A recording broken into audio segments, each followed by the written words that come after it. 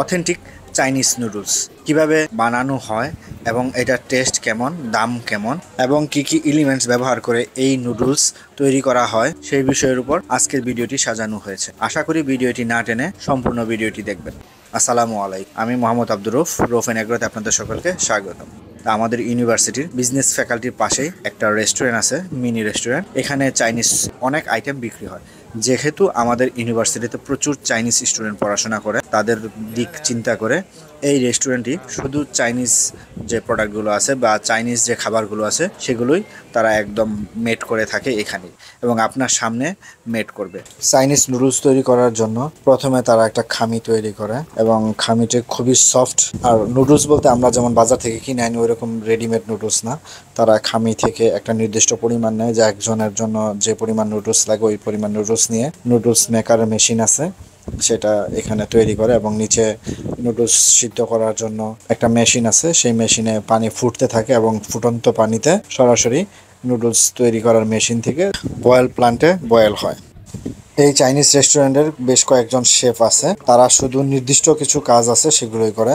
একজন noodles boil করে, আরেকজন নুডলসের মশলা মিশায় এবং আরেকজন সার্ভ করে। এইভাবে কয়েকজনে কাজ করে। তো একজন শেফের কাজ শুধু হচ্ছে ময়দার খামি বা ডো থেকে নুডলস তৈরি করে সেটা সিদ্ধ করে আবার ঠান্ডা পানিতে সেটা ঠান্ডা করে জাস্ট বাটিতে নুডলস দিয়ে অন্য শেফের কাছে দিয়ে দেওয়া।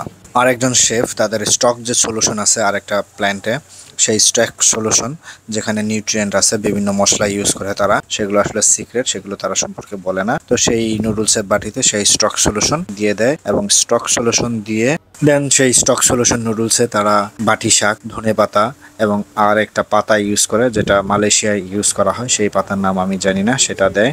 আর কিছু বিফ দেয়, কারণ আমরা বিফ নুডলস যেটা সেটা অর্ডার করেছিলাম। আর এখানে কয়েক টাইপেরই পাওয়া যায়, বিফ, চিকেন, এগ সহ আরো কিছু নুডলস আছে সেগুলো পাওয়া যায়। আমরা যেহেতু বিফ নুডলস অর্ডার করেছিলাম সাথে বিফ দেয়, এবং স্পাইস টাইপ ইউজ করেছিলাম, এবং এখানে 2-3 টাইপের সস ইউজ করা, স্পাইস আছে, সুইট আছে, কারণ মালয়েশিয়ানরা সুইট সস ব্যবহার করে আর স্পাইস বেশি একটা পছন্দ করে না। চাইনিজরা আবার স্পাইস পছন্দ করে।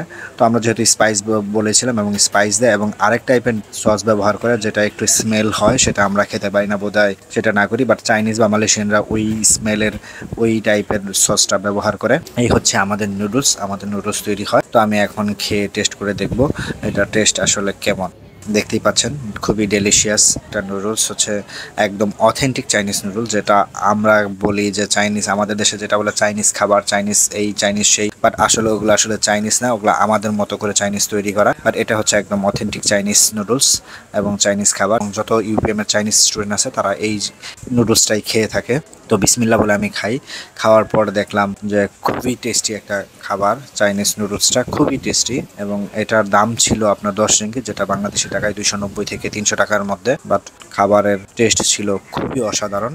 আর মূলাও দেয়, কিন্তু এখানে এরা প্রচুর পরিমাণে মূলাও ইউজ করে। জাপানিজরা যেমন মূলা খায়, এখানে চাইনিজরাও মূলা খায়। এই স্যুপে মূলাও ছিল, এবং স্টক যে সলিউশনটা ব্যবহার করেছে সেটা খুবই টেস্টি স্টক সলিউশন ছিল, এবং ওখানে তারা কিছু সিক্রেট মশলা ইউজ করে যেটা স্বাদ অন্যরকম লেভেলে নিয়ে গেছিল। আর নুডলসটা একটু গরম থাকায় ওইভাবে আমি খেতে পাচ্ছিলাম না, তবে খুবই টেস্টি ছিল নুডলসটা। যদিও আমি ফুড ব্লগার না, তবে ফুড লাভার, তাই ডিফারেন্ট টাইপ অফ খাবার খেতে খুব পছন্দ করি আমি।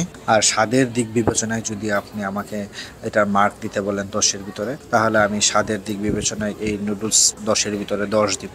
আর মোহাইমিনুল ছিল, মোহাইমিনুল খুব পছন্দ করছে, তার একটু ঝাল বেশি লাগে, তার খাইতে একটু কষ্ট হচ্ছিল। আর আমি যেহেতু আগে থেকেই একটু অভ্যস্ত ছিলাম, তাই আমার তেমন একটা সমস্যা হয়নি। আর মোহাইমিনুল ফার্স্ট টাইম কাঠি ইউজ করতেছিল, তো সেও দেখি মাশাল্লাহ কাঠি ভালোই ব্যবহার করতে পারছিল ফার্স্ট টাইম হিসেবে। এবং তাকে জিজ্ঞেস করি যে কেমন টেস্ট ছিল, সেও জানায় টেস্টটা তার কাছে খুবই ভালো লাগছে, এবং পরে আবার আসলে এই নুডলসের আইটেমই আবার খাবে, সে এই আশাবাদ ব্যক্ত করে। তো আজকের ভিডিওটি এই পর্যন্তই। ভিডিওটি কেমন হয়েছে তা অবশ্যই কমেন্ট করে জানাবেন, এবং যদি আপনারা বাসায় এই টাইপের নুডলস খেতে চান তাহলে বাসায়ও আপনারা এইভাবে নুডলসটা বানাতে পারবেন। তো সবাই ভালো থাকবেন, সুস্থ থাকবেন, আল্লাহ হাফেজ।